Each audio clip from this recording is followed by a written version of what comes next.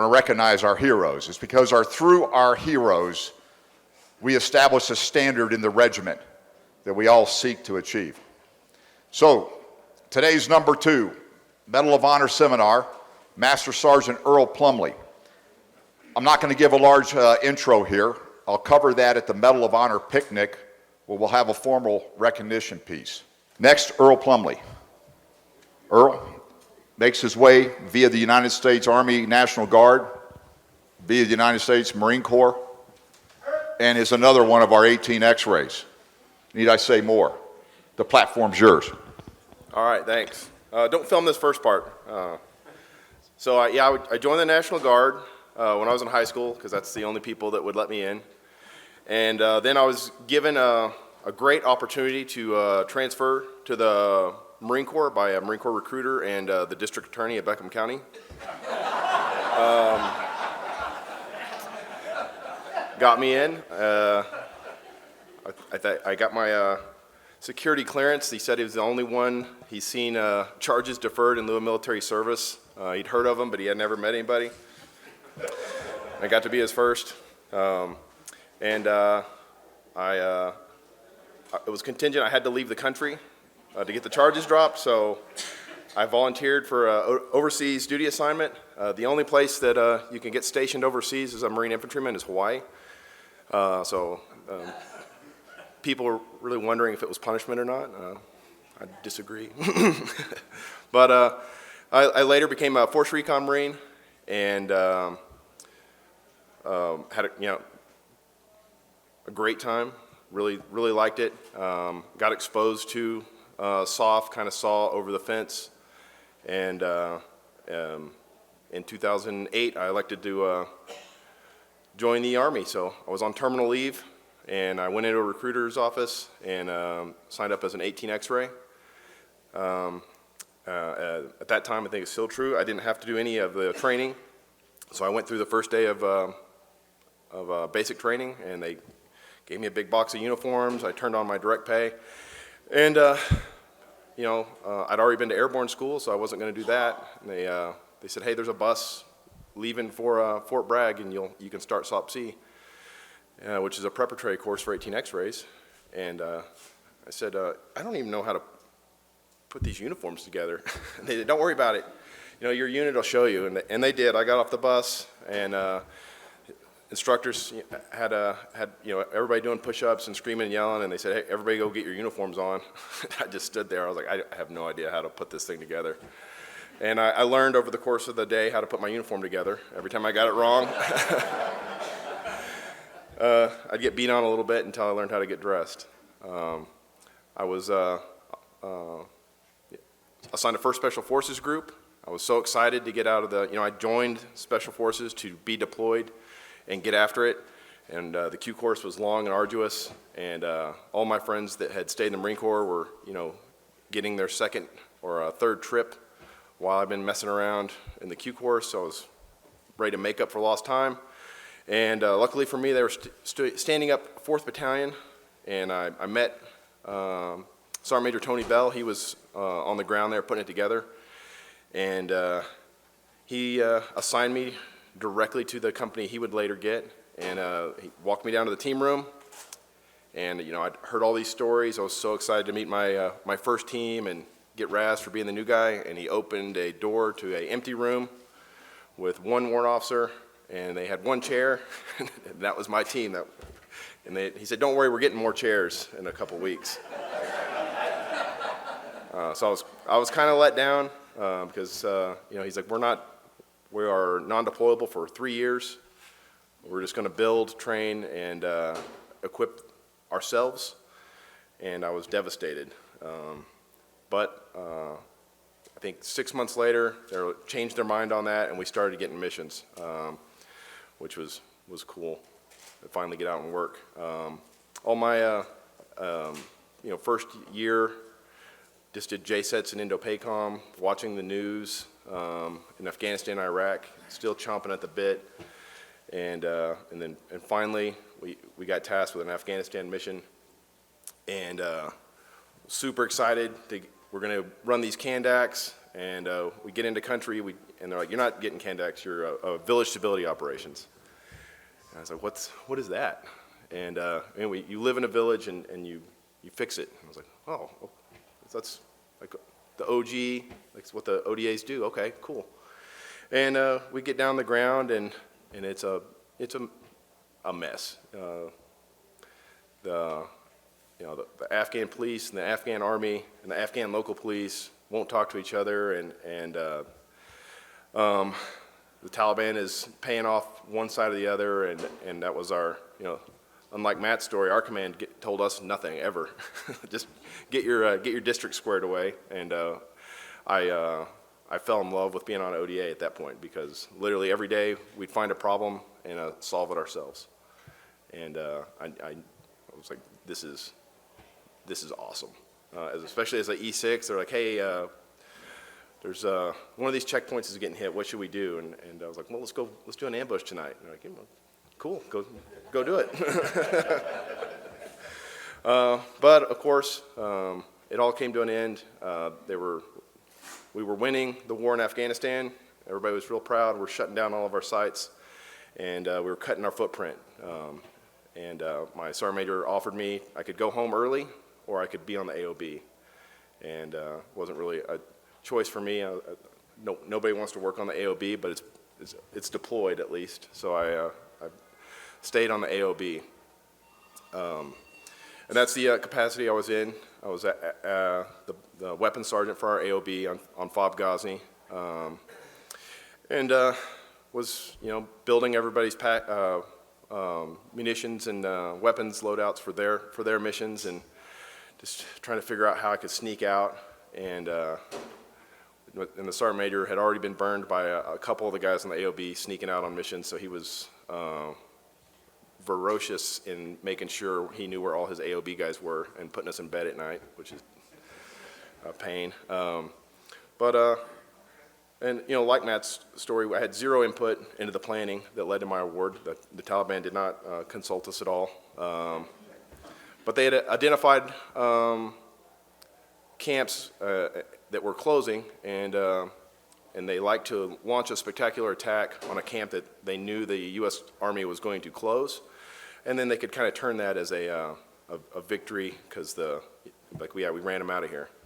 And FOB Ghazni was on a list of camps that was to be closed, and it had some significance for them as well.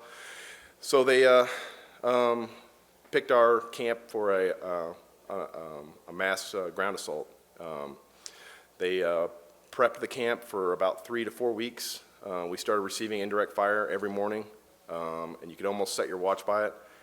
We actually started structuring our day around the indirect fire, because we knew around 10 o'clock it would come in, and the regular army had a set way of dealing with it. So they would lock the whole camp down. You'd have to sit in a bunker. Nobody could come out of the bunker until EOD had gone and made sure that there was no UXO. So it was, by firing one round, they locked the camp down for at least an hour every day. So we would hide on our camp so we could still work and not, sit in a bunker for an hour, 2 hours every day. But what they were doing was, they were not, we thought it was harassment fire, and I was like, you're giving them what they want. Every time you guys take a 4-hour break, that's a win for them. But what they were doing was, they had Afghan workers on the camp, and they were building a engagement card and making their call for fire adjustments to where they were to be in place to support the attack. And they were also observing what the coalition forces did, and where they would posture when they would receive that indirect fire. So fast forward to the day of the attack. We had just taken our go-to-war photo for the AOB, and I've been known to be somewhat lazy. I didn't go put my gear back up in my room. I was going to get to it later, so I just threw it in the ops in, which, lucky for me, I was going to need it later that day. We were hanging out in the med shed. Medic was a friend of mine, and he was given some of the younger guys IVs because we had a bad case of diarrhea tearing through the camp. And we both were thrown to the floor. All of his meds and bandages all fell off the wall, and the lights went out.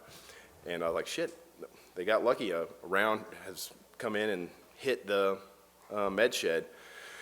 And I started looking around, and I was like, you okay? And he's like, yeah. And well, let's go tell everybody to calm down because they're going to come, freaking out that the med shed took a round. And I walk outside, and everybody's coming out of their buildings, and everybody's saying the same thing. Hey, the OPSIN took direct hit, and the SUBSIN, no, the SUBSIN took a direct hit. And like, no, it was the barracks in the back took a direct hit, and I could see a pall of dust, over the entire camp, and I was like, something ain't right here. And I started hearing a PKM off in the distance picking up like a steady, sustained rate of fire. And I look over my shoulder and I see a mushroom cloud in the air. It's probably 1,600 feet in the air. And I was like, holy shit, the whole camp got hit by something.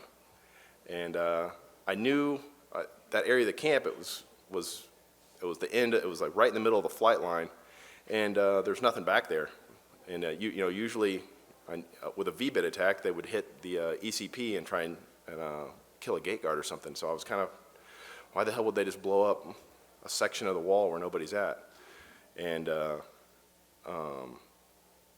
then we, it took me about a minute. I was like, that's so they can come through. So I ran, got my kit on. As I was getting my kit on, we started hearing indirect fire pickup. And they'd emplaced a couple mortars and had a recoilless rifle and several RPGs and started suppressing and raking the camp. And it was pretty well done.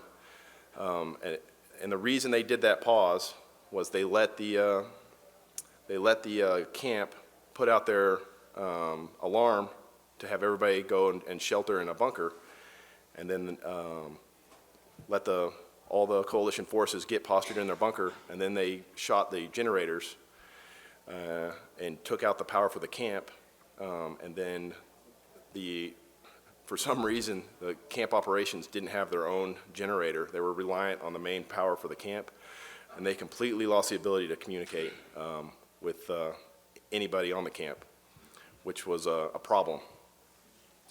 But not for me.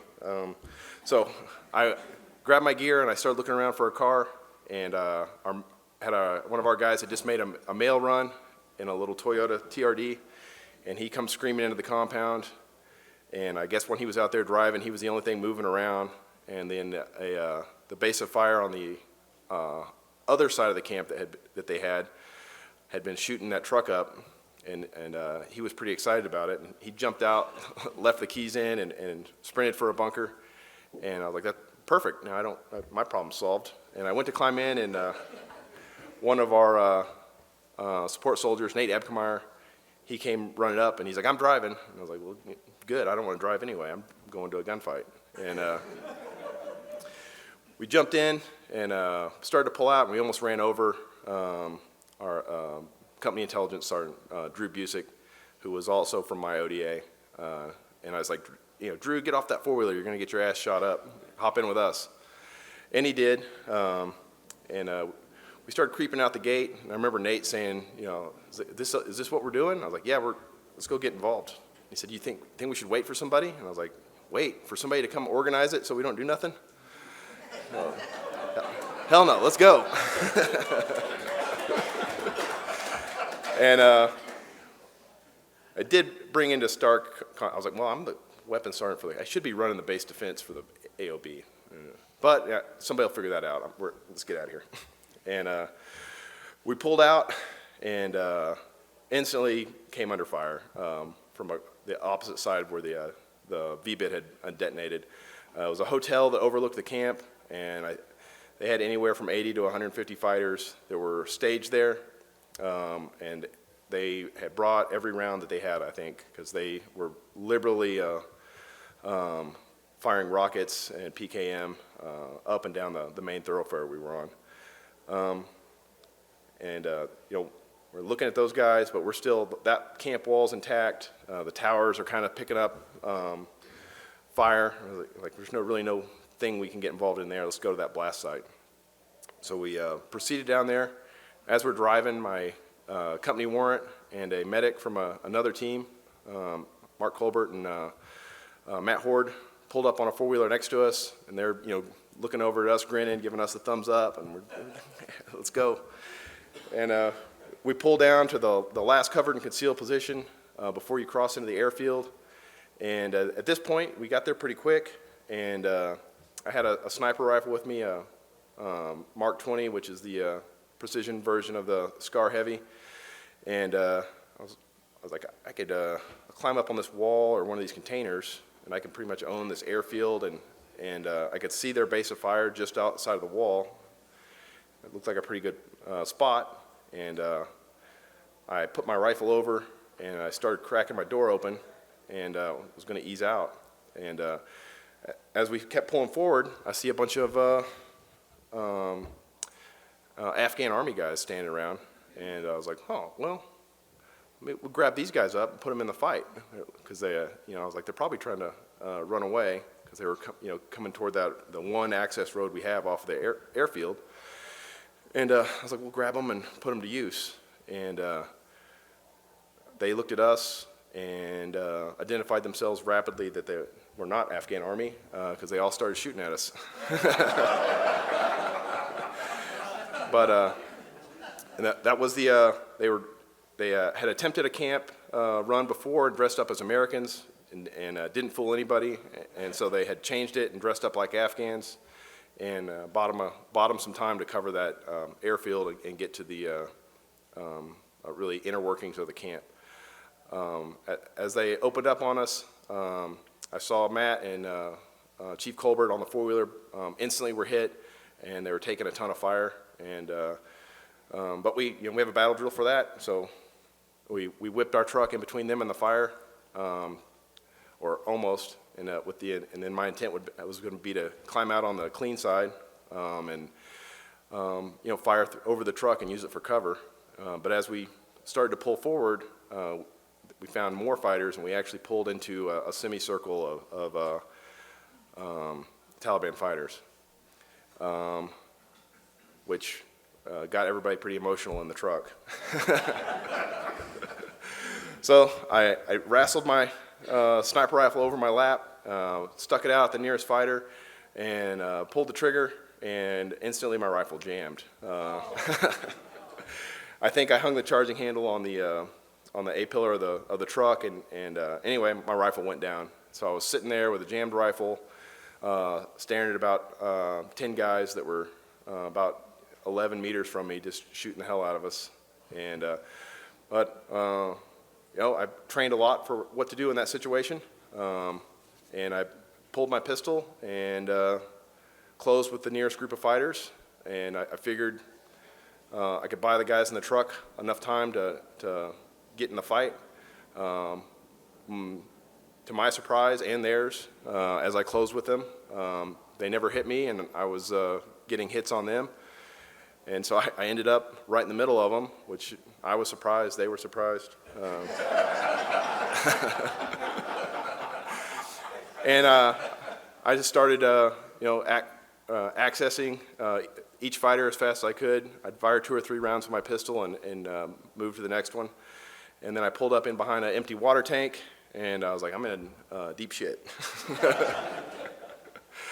Because my rifle's jammed. I only had 1 magazine with my pistol, because I didn't grab my gun belt when I got up. I was carrying it concealed, so I was like, I'm almost out of pistol ammo, I'm sure. I need some time here. So I pulled out a hand grenade, pulled the pin, let it cook off for just a second or two, and I just kind of tossed it out there halfway in between us. And I figured that would give me a minute, because they nobody's maybe excited to jump over a hand grenade. And just by blind luck, one of the fighters I'd hit with my pistol was laying out there, and when I tossed it, it landed right in between the ground and his hip. which pissed him off. But he didn't try to bat it away or get off of it. He just picked me up with his sights and started engaging me with his rifle from about 10, 12 feet. And as I pulled back in behind that water tank, I went to work on my rifle, stripping that magazine out, locking the bolt to the rear, banging all that stuff out, and put a fresh mag in, got the gun up, and the grenade detonated, which I think is the coolest part of the story, is because I cleared a complex malfunction in 3 to 5 seconds.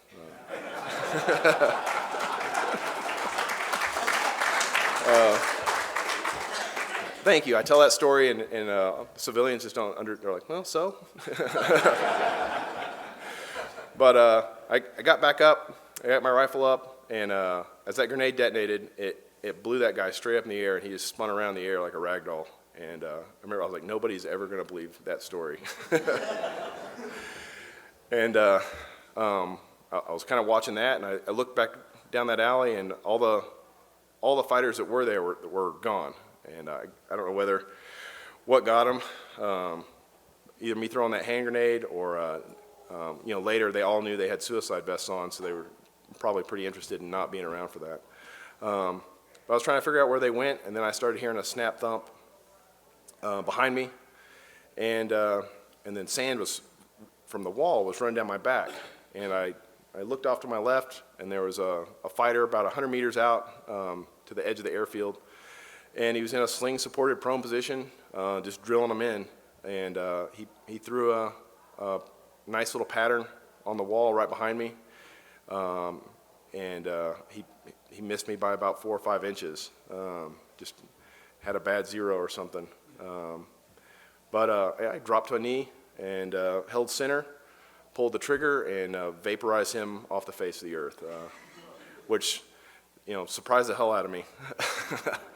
And I was looking for a Polish tank. I thought that a tank had come and zapped him, and the airfield was still empty, and I started to settle in. I was like, shit, I just shot a guy in the suicide vest, which is every sniper's dream. I was like, oh, cool.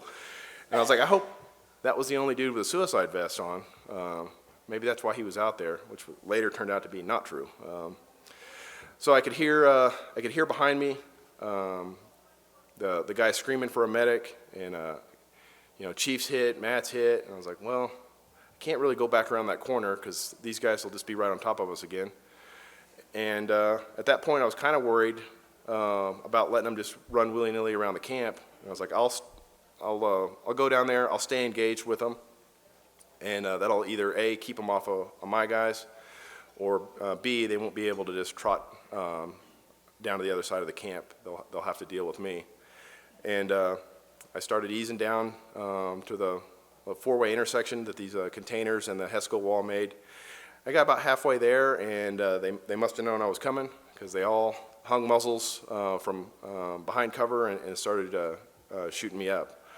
And I started returning fire and moving off to a generator junction panel that was off to my right. But I ran out of ammo before I got there, and I had at least 7 guys to my front. And I was like, I can't transition to my pistol because it's still mostly empty. And that's not going to fix the problem I have anyway. I need to get my rifle back up. So I dumped a magazine, pulled my muzzle up, and started to reload. And the nearest fighter to me stepped from behind cover, threw his rifle into his sling, screamed Al Akbar, and just sprinted toward me as fast as he could. And I finished my reload, dumped my rifle down right in front of me, and just hammered away at him, detonated his vest. It felt like he was about almost on the end of my muzzle. And that blew me into the Hesco wall, and I was kind of TKO'd. And I remember feeling stuff hitting me in the face and hearing rifle fire again. And I looked up, and another fighter was walking down, firing rounds at me. And I was kind of laid sideways against that wall, and the rounds were hitting in between my legs and below my face, because he was holding his rifle at a low ready, just looking over the gun, looking at me, and all his rounds were landing low. So I jerked my rifle up and hammered away at him and folded him up. and got back to my feet, engaged the fighters to his rear, and ran my rifle dry again. And at that point, I elected not to race another suicide bomber on a reload drill. So I sprinted back down to the corner where I'd come from while I was reloading. At that point, Drew, who got in the truck with us so he wouldn't get shot, showed up, but he's still pretty ornery about it because while it was miraculous that they never hit me when I dismounted the truck, all the rounds that came through my door hit him. And he's pretty upset about it still to this day. And anyway, he's like, "You're okay?" And I'm like, "Yeah, I know right where they're at. Let's go get them." He said, "Okay." And we eased back into that alley. He was on the left, I was on the right, and we're getting down there, and we get most of the way to the end, and the last fighter I had shot was laid there in the middle of the road, and he's kind of just smoking, lightly smoldering. And I told Drew, I was like, "Hey, stay away from the bodies. They got suicide vests on." And he looked over and he said, "What?" And as he said it, that suicide vest did a low-order detonation. So it didn't explode, but it burned. And it was a jet of flame about 20 feet in the air. And I don't know if his hand grenades were cooking off or if it was other hand grenades, but their stuff started exploding all around us. And Drew and I both ended up behind that generator junction panel, and the remaining fighters were taking us under fire, and it was a perfect fighting position for one man. Every time I would take a few shots, I would duck in behind it, and I would knock Drew out into the open, and he'd take a few shots, and he'd tuck back in there and knock me out. And we were kind of doing that game for a little while, and I was firing my rifle, and I got hit in the throat by something, and I looked down, and on my admin pouch and in between that junction panel, there was a hand grenade. So somebody had thrown a hand grenade at me and hit me almost in the face with it. Well, I didn't want it, so I threw it back. I made a rule now that Leroy Petrie told me. He's like, if you pick up hand grenades and they don't have the pin in them, always use your weak hand in case it goes off. And I was like, that's a good rule. I'm going to do that from now on. But I threw that out in front of me, and about while I was throwing it, something hit me in the back, and it was a hand grenade that hit the wall, ricocheted off the wall, and hit me in the back of the legs. And I looked down and started kicking like crazy to get that thing out of there, and booted it back toward him. And Drew grabbed me and he's like, "We gotta get out of here. They're gonna kill us." And I think he was right. But we turned and we took about 2 steps from behind cover, and we both got blown down by explosion. Don't know what it was, but I remember trying to climb up off of him, and I was fighting with my rifle, and I couldn't get it into my shoulder, and the sling was all messed up. And I looked down, and the buttstock was folded, and there was an arm from about the elbow down had hit my rifle and folded the buttstock up. And so I grabbed it, and I was kind of thinking, I was like, well, for whatever reason, we can get the fingerprints off this later and figure out who these guys are, which is a weird thought. But anyway, I grabbed that arm and I ran around the corner, and there was a bunch of Army guys from some unit, and I traumatized them because they heard all that shooting and explosions, and then the first thing they saw was me running around the corner with an arm. And anyway, I was like, threw it in the back of the truck, and Chief Colbert came limping up, and I was super excited because when I last seen him, he was spalled out, and I thought he was dead. And he's like, "What are you guys doing?" I was like, "Chief, we got them right down here. We know right where they're at. Let's go get them." And he said, "All right." And we had one Navy SEAL showed up. You can't have a good war story without a Navy SEAL. But Lieutenant Turnipseed was on the camp for our change of command, and he came running up. He and Drew paired up, and I was going to lead Chief down, and I was going to reload again, and I started patting myself down. I didn't have any magazines, and I was like, let me see what I got in the gun before we get around this corner. And I pulled my mag out, and I had 1 round in the magazine. So I kind of stopped, and I was like, Chief, you got to take point. I only got 1 bullet. And he's like, what? I was like, you have to go first. I only got 1 bullet. But don't worry, I'll cover you. And so he's like, I know what you're trying to do. He's like, I've already been shot, so you're just going to get me shot more. I was like, yep, that's my plan. But he eased up, led us around that corner, and just as we were kind of headed back down, a Polish soldier and a staff sergeant from the 10th Mountain, Mike Allis, showed up, and they said, can we go with you guys? And we're like, yeah, come, let's do it. And they eased down. We get about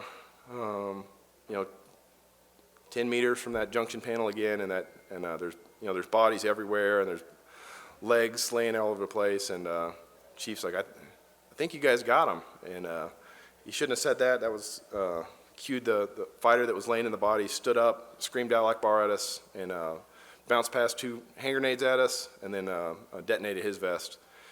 And everybody got real excited and ran all over the place. And I remember being extremely confident that you didn't need to run from those hand grenades because they hadn't hurt me yet. And I was just sitting there watching it. I kind of turned my face because I was like, I need to look away. I don't have eye pro on.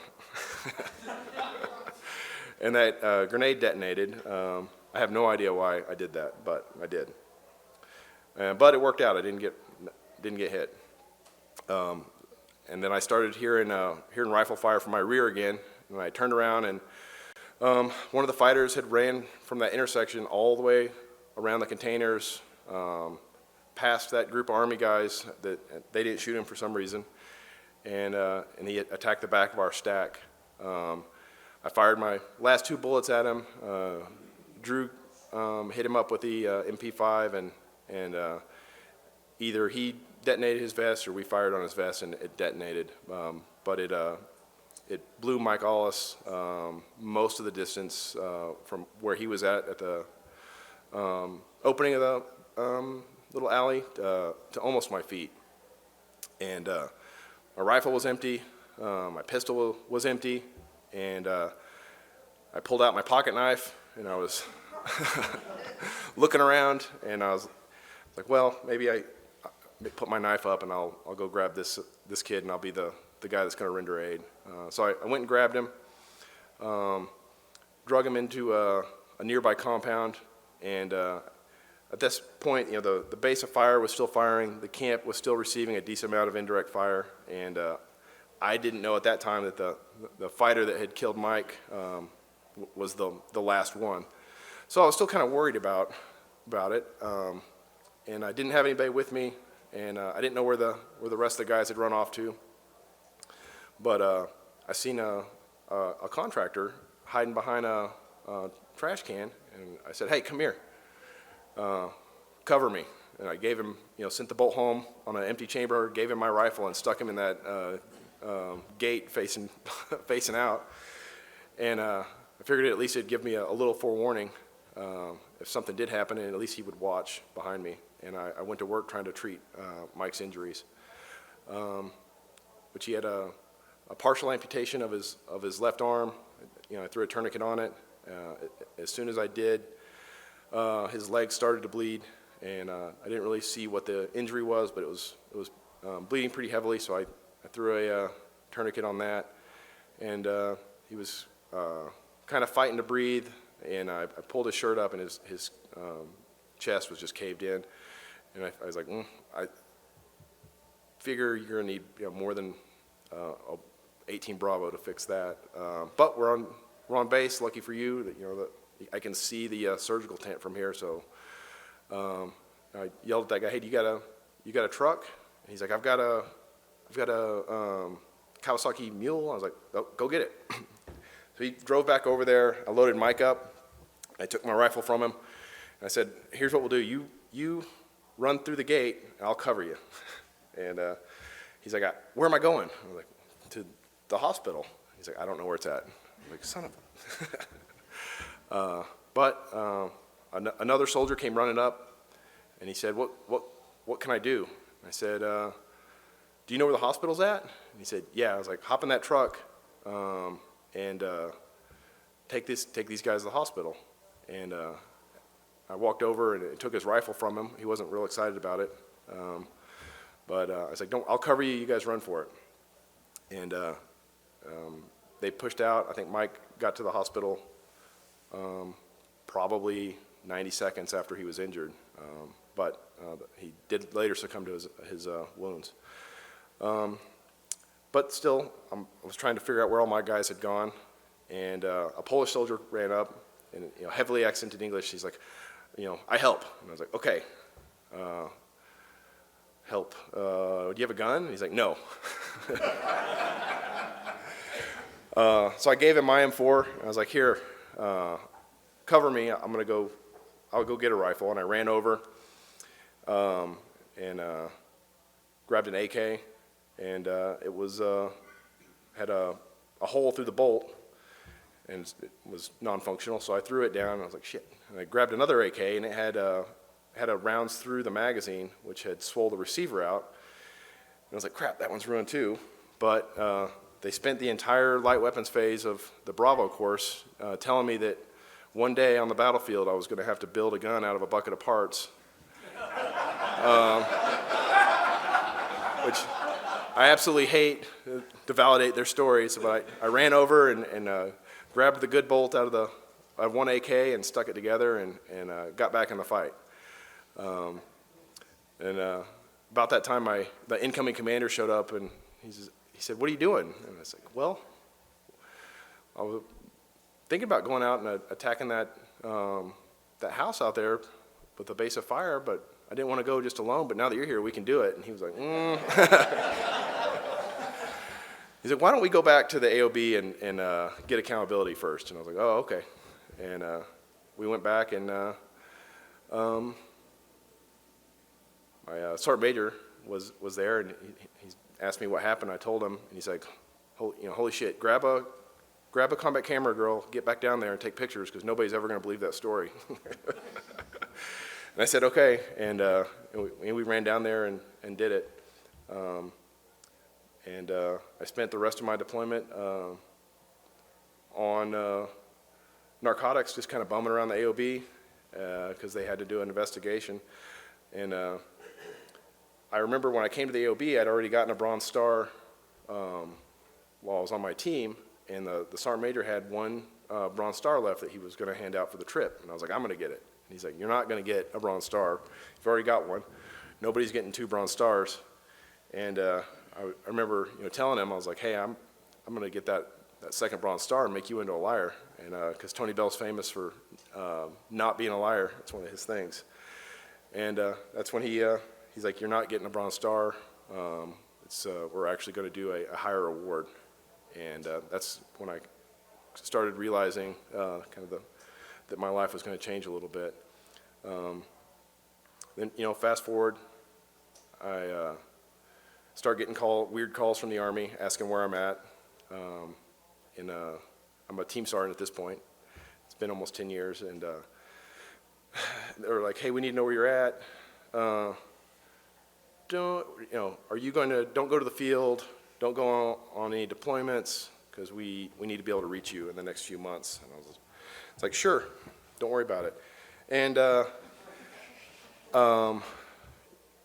knowing that I was at that point attempting to deploy to Afghanistan, I didn't tell them that.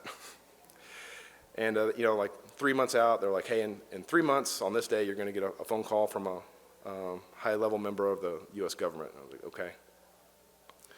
And 2 months out, they call and check, and then a month out, like in 30 days, you're going to get this phone call. And I said, okay, I'm ready. And they do the same thing. 2 weeks out, hey, at this time of day in 2 weeks, you're going to get a phone call. I'm like, yep, I got you. I'm ready. And probably 48 hours, they're like, hey, in 48 hours, on this phone number, you're going to get a call. I'm like, okay, I'm ready. I understand. It's in my calendar. And they call that morning, hey, in exactly 4 hours, you're going to get a phone call. I'm like, I got you. I'll be ready.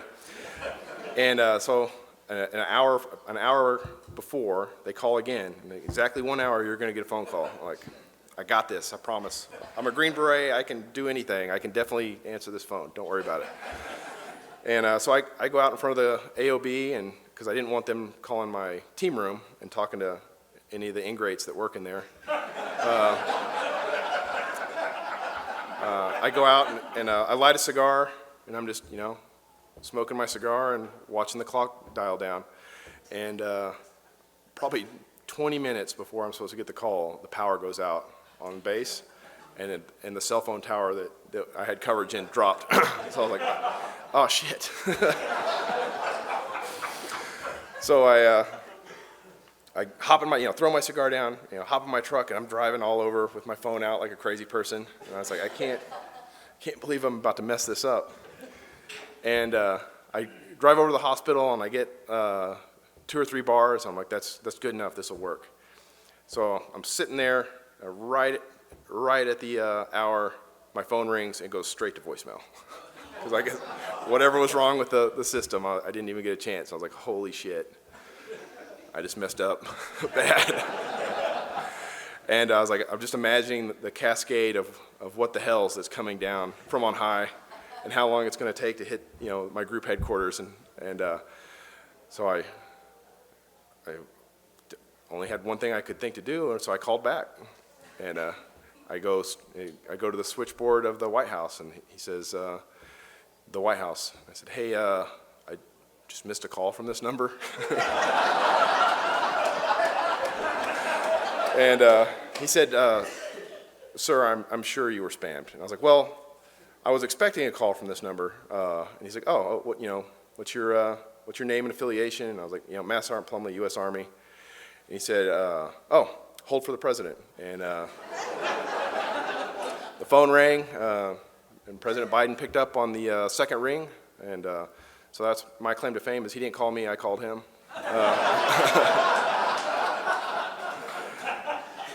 And he explained to me what was going to happen. And after he hung up, the protocol office called and like, hey, okay, we're looking at these dates. Don't go anywhere. And I said, yep. And instantly deployed to Kuwait to try and get into Afghanistan. And caused more trouble. It was the height of COVID. I wasn't on the right roster, and so I got denied entry. And I called my point of contact for the down there. I was like, hey, they won't let me in until I get this memorandum from you guys. Can you throw me on the next one? He's like, what do you mean they won't let you in? I was like, they're not letting me into the country because there's an extra requirement. He's like, well, where are you? I was like, they took my passport and put me in the hotel in the airport until you guys clear this up. I'm stuck here. And anyway, he explained it badly, and he went back and it's like, hey, they've taken Master Sergeant Plumlee's passport and he's being held. That's different than being in a hotel and just not allowed to enter the country. So then everybody's like, holy shit, that's a big deal. We need to figure that out. So they have the ambassador call the Kuwaiti government and ask what's the deal, why they're detaining me. And the Kuwaiti government says, we're not. We don't know who that is. Because they don't. That never entered the country. They don't know who the hell I am. Which caused everybody to shit their pants. Because now they're for sure I'm being held in a Kuwaiti freaking black site, and they're not even admitting that I'm there. So I attempted to sneak into deployment and get my bonus tax-free, and instead it was just a gigantic mess. And my sergeant major called me about 2 in the morning. He's like, hey, I need to know exactly where you are. And I was like, I'm in, the blue, I sent it up. I'm in this room. I'm smoking a Cuban cigar on the patio here. It's kind of nice. And he's like, look, can you leave the country? And I was like, yeah, they said I can leave whenever I want. He's like, okay, everybody is having a panic attack right now. They think that you're in a prison. And the entire SOCOM community is having a panic attack. You get the hell out of there. And so I ran back and got the next flight out of there, and that was my last time being allowed out on my own.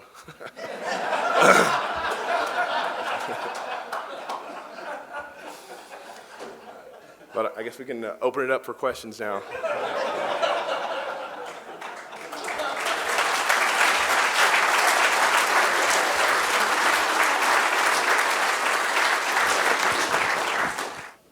Anyone? You know, Ferris? Okay. We got something up here in the front. Give just a second, sir. Okay? You're good. Sir, excellent presentation. Excellent presentation. Wow, I'm impressed. But the question is, what about the movie?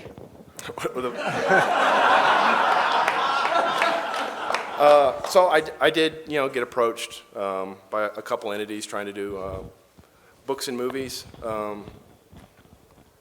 I would hate to be the guy that starts that for our community. Maybe I'll revisit it when I'm out, but as long as I'm on active duty, I don't want to be the guy that does that. And, people will say, like, well, this kind of exceptional circumstances, you're not just a normal guy. And I was like, yeah, but then once you kind of crack that can, the next guy, he'll justify it for whatever reason. So kind of my take on it is, we call ourselves the quiet professionals. And as long as I'm in uniform, I would not want to be involved in stuff like that.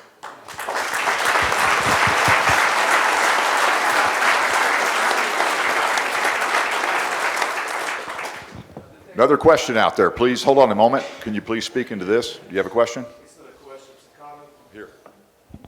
By the time you retire, that Navy SEAL that went, you'll have a book and a movie. Yeah, it's a huge liability, I know, but he hasn't done it yet, so. Earl, tell us about what you've got coming up, your current assignment, and whatever you want to say about that, please. So I was a team sergeant until about 2 weeks ago,